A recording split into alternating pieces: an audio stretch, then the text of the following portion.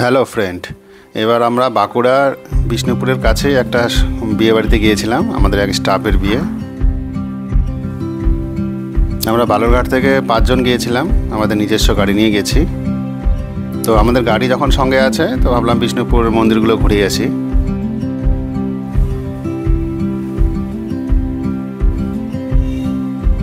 তো বিষ্ণুপুরের মন্দিরগুলো সবই দেখলাম পোড়ামাটির অলঙ্কারের জন্য বিখ্যাত।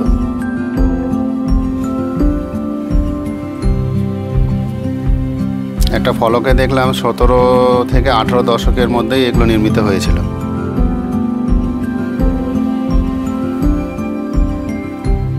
আর এখানকার মন্দিরগুলো মূলত কিন্তু ভগবান বিষ্ণুর উদ্দেশ্যেই নির্মিত হয়েছিল, আর খুব সুন্দর পোড়ামাটির কাজ করা।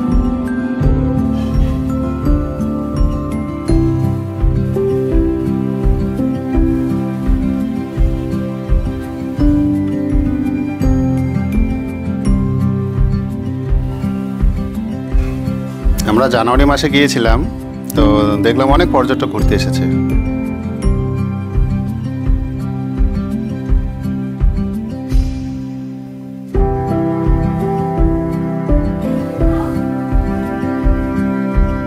এখানে অনেক মন্দির আছে, যেমন মৃন্ময়ী মন্দির, জোর বাংলা মন্দির, শ্যামরায় মন্দির,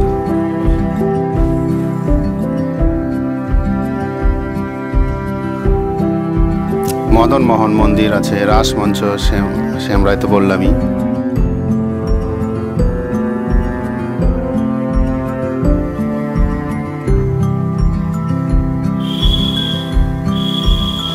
আর খুব সুন্দর করে পোড়ামাটির কাজ করা হয়েছে, প্রত্যেকটা মন্দিরই একইভাবে দেখলাম কাজ করা।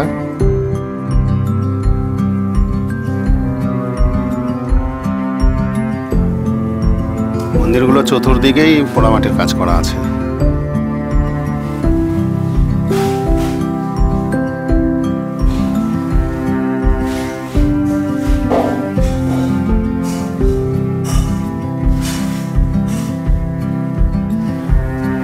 এই বিষ্ণুপুরের মন্দিরগুলি শুধু স্থাপত্যের দিক থেকে গুরুত্বপূর্ণ নয়, সেই সাথে এখানকার পোড়ামাটির অলঙ্কারও বিশেষভাবে কিন্তু উল্লেখযোগ্য। আর এই বিষ্ণুপুরের মন্দিরগুলি বাংলার মন্দির স্থাপত্যের একটা উজ্জ্বল নিদর্শন।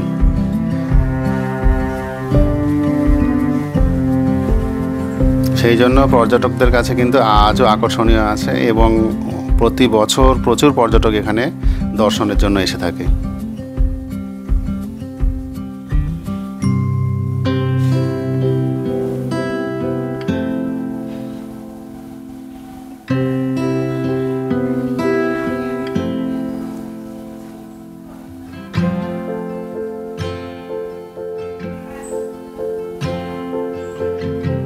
আর যেহেতু আমরা জানুয়ারি মাসে গেছি, সেই জন্য খুব সুন্দর ভালো লাগছিল। গরমটাও ততটা ছিল না। আর মন্দিরের আশেপাশটা খুব সুন্দর করে সাজানো, ফুলের গাছ দিয়ে খুব সুন্দর করে সাজানো আছে। তো সেখানেই মন্দিরের পাশেই এরকম বোলপুরের যে সোনারঝুরির হাটে যেরকম দোকানগুলো বসে, ঠিক একইভাবে দেখছি এরকম দোকান বসেছে। প্রচুর জিনিস নেওয়ার আছে, অনেকেও কেনাকাটি করছে, এই যে আমরাও করছি, যে আমাদের বন্ধুরা সব।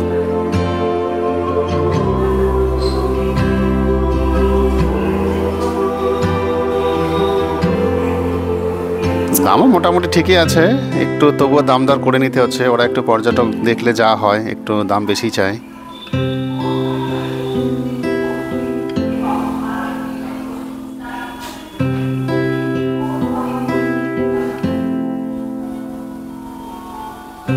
এখানে পারলে কিছু কেনাকাটা করে নিতেও পারেন, তো ভালো লাগবে। বিষ্ণুপুরের মন্দির দর্শন করে আমাদের খুব ভালোই লেগেছে। তো এখানে সব কিছু দেওয়া আছে, এখানে কোথায় কী কী মন্দির আছে প্রত্যেকটারই নাম দিয়ে এখানে ছবি দেওয়া আছে।